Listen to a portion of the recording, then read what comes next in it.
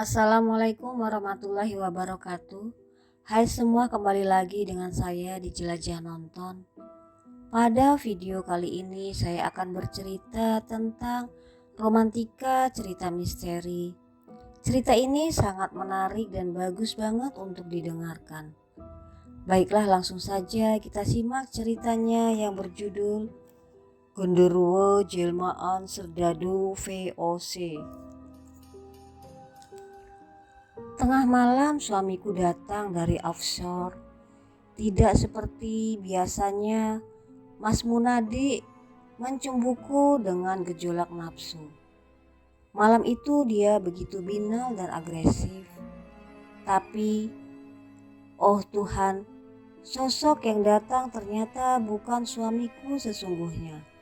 Ternyata dia adalah jelmaan genderuwo Serdadu VOC yang jahat. Hantu itu berulang kali datang dan memperkosa para istri di Nagoya, dan aku adalah salah satu korbannya. Awal cerita, bagi seorang perempuan tak ada keindahan selain dicintai suami dan disayang mertua. Hal itulah yang kudapatkan saat aku resmi menjadi istri Insinyur Munadi dan tinggal di rumah mertuaku di Nagoya, Batam, Kepulauan Riau. Sebagai ekspresi rasa syukurku, aku selalu bersujud pada Allah, berterima kasih atas berkah dan karunia-Nya padaku. Jauh hari sebelum disunting Mas Nun, aku selalu berdoa dan meminta perlindungan Allah agar pengalaman pahit yang dialami Rita yang tidak bahagia dalam perkawinannya tidak terjadi padaku. Sahabatku itu bernasib malang, bermusuhan dengan mertua dan diceraikan oleh suaminya. Mama tidak mau kalian berumah sendiri sebelum anak pertama kalian lahir di rumah mama, kata mertuaku yang tidak pernah sungkan menciumku bila pergi dinas keluar kota dan meninggalkan aku sendiri di rumah. Bu Sastro mertuaku, walau berumur lebih 50 tahun tapi masih gesit berbisnis. Dia melakukan usaha dagang ke berbagai pelosok daerah, memasok jamu-jamu tradisional yang dibuatnya sendiri. Jamu-jamuan untuk kesehatan dan awet muda itu laku keras. Banyak orang yang cocok dengan jamu buatan mertuaku. Untuk itulah produksinya berlimpah dan pemasukan uang pun sangat besar. Sedang Mas Munardi sebagai seorang ahli seismik perminyakan bekerja di perusahaan drilling onshore di lautan Natuna. Mas Mun selalu meninggalkanku karena pekerjaannya. Sekali seminggu, Mas Mun naik ke darat. Dia naik helikopter, terkadang kapal laut dari Batam ke Natuna atau sebaliknya. Rumah mertuaku di Nagoya adalah rumah baru. Di area rumah itu digambarkan penduduk sebagai bekas areal kuburan VOC. Orang-orang Belanda yang mati di abad lalu. Ada batu-batu ukiran sebagai peninggalan sejarah dan batu-batu itu disimpan mertuaku dan tidak dipublikasikan. Aku percaya bahwa tempat itu sebagai kuburan Belanda.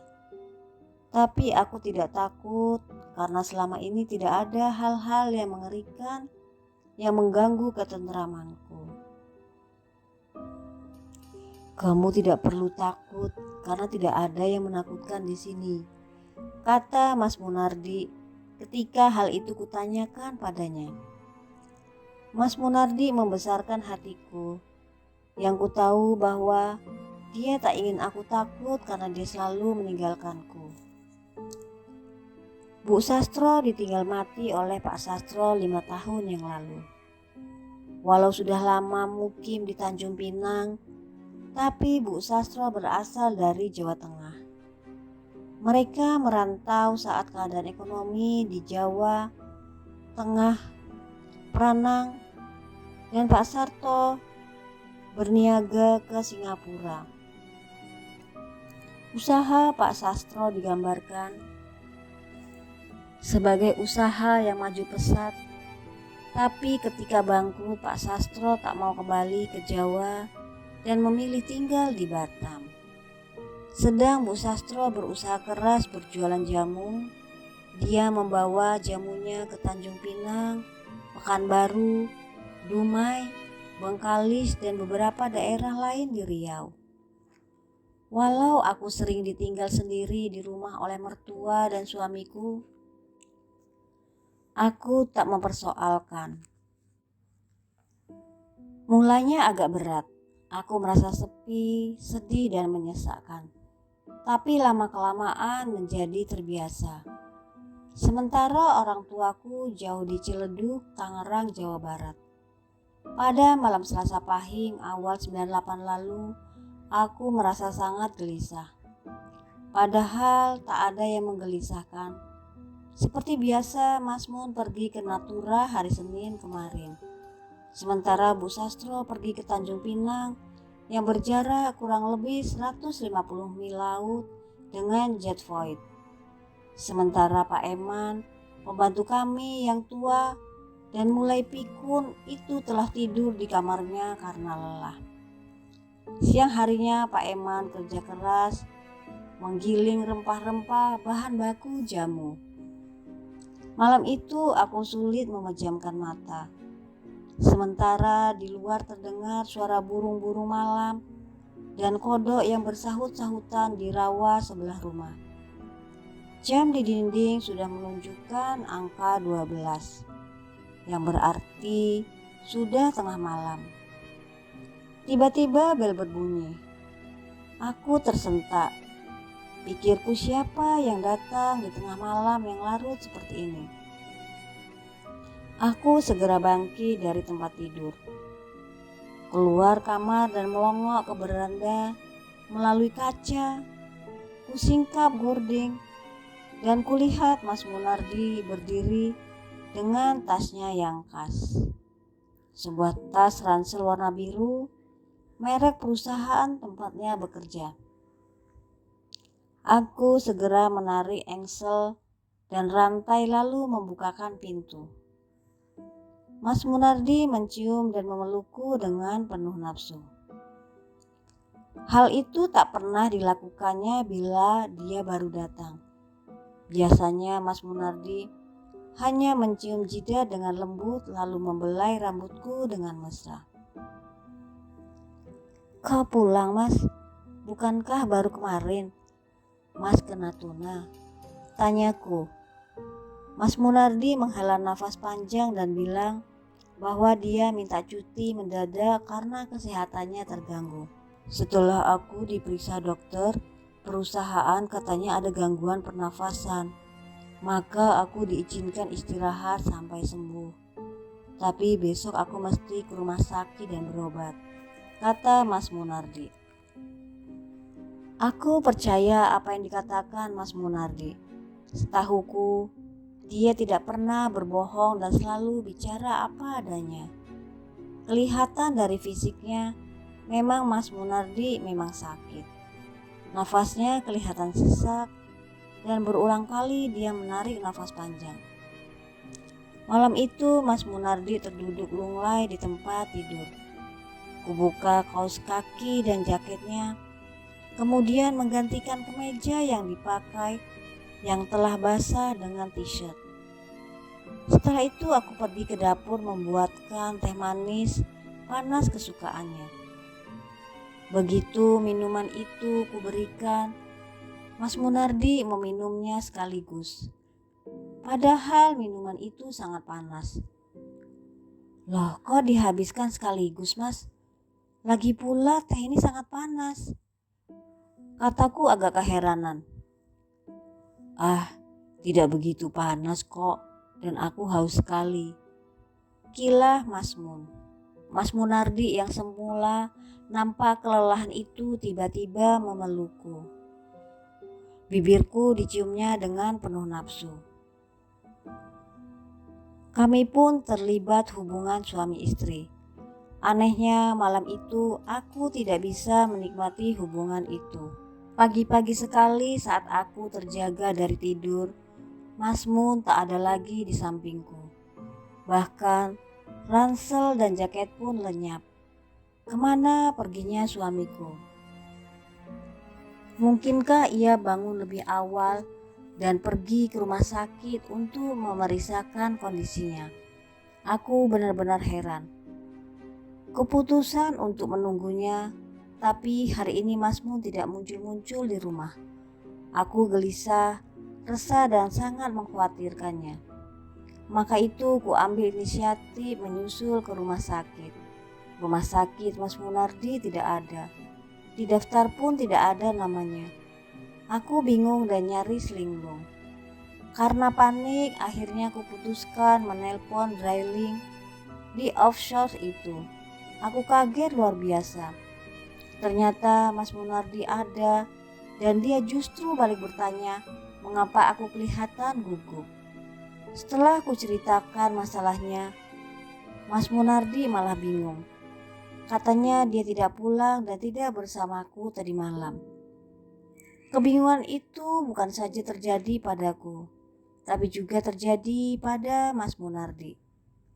Lalu siapa yang bersamaku tadi malam? Oh Tuhan, mimpi apakah ini? Atau kenyataan apa yang kuhadapi sekarang? Kamu jangan panik dulu. Aku segera pulang. Aku minta izin kepala ansor karena urusan darurat. Aku akan pulang sekarang, kata Mas Mun gelagapan.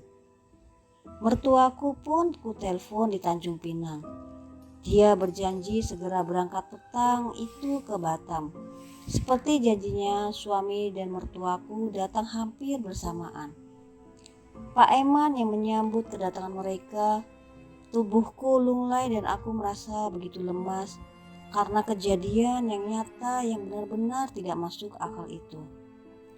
Mertua dan suamiku memelukku secara bergantian. Mas Mun menunjukkan muka sedih dan kasihan kepadaku. Begitu juga dengan mertuaku. Pak Eman yang sudah cukup lama bekerja pada mertuaku dengan bijak keluar setelah Mas Mun dan Bu Sastro datang. Kamu telah diperkosa oleh genderuwo daerah ini. Dulu orang bilang memang genderuwo VOC di sini sering menyerupai suami-suami untuk memperkosa para istri. Mama memang tidak menceritakan hal ini padamu, juga kepada Munardi. Soalnya Mama mengira bahwa hantu itu tidak akan muncul lagi.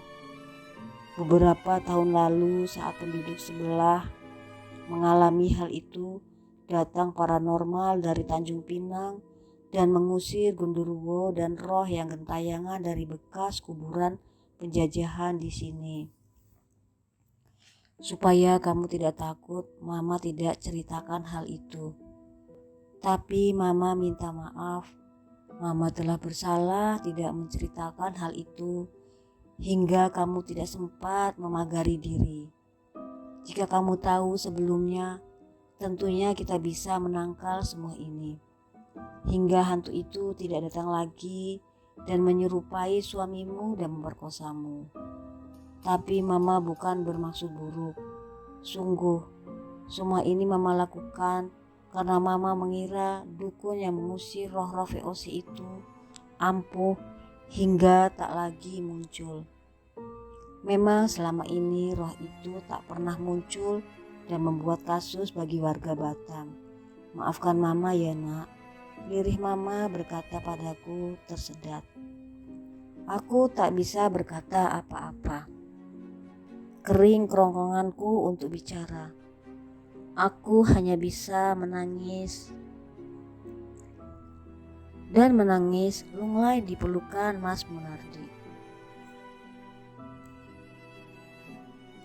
Mas Munardi membelai rambutku dengan lembut dan berjanji akan menghancurkan roh jahat yang menyerupai dan memperkosaku. Mama memelukku berulang dan menciumku dengan penuh kasih sayang. Besok kita buat ritual untuk menghancurkannya. Ada paranormal handal yang mampu dan ampuh untuk memberhangus roh VOC jahat itu. Genderuwo itu harus mampus, kata Mas Mun berapi-api. Aku lagi-lagi menangis. Hanya hal satu itu yang dapat kulakukan. Aku benar-benar terguncang karena peristiwa itu. Sehingga rasa percaya diriku sebagai wanita nyaris lantak kalau saja Mas Mun tak terus meyakinkanku kalau semua itu harus kuanggap sebagai suatu halusinasi. Selesai. Semoga bagi pendengar yang mendengarkan kisah cerita di Jelajah Nonton ini bisa mengambil hikmah dari cerita yang sudah disampaikan.